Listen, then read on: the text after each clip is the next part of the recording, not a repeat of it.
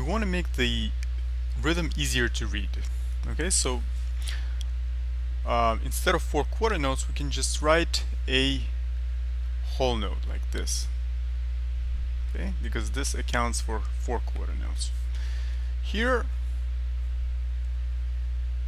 2/4 notes as they are, and then 1/2 note like this. 1 note sounds, the half note is tied, so we're going to do a dotted half note and a quarter rest. Then do this as it's written.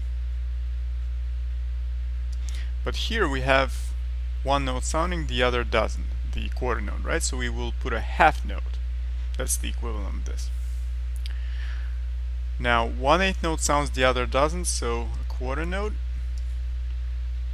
and then a quarter note, and then a half note like this, then a quarter note, then a dotted half note for here because the quarter note doesn't sound, and then a whole note like this because the half note, the second half note, is not played, and then the quarter note, and then a half note, and then a quarter note in the end. Okay, so hope this was helpful. Thanks for watching. See you in the next video.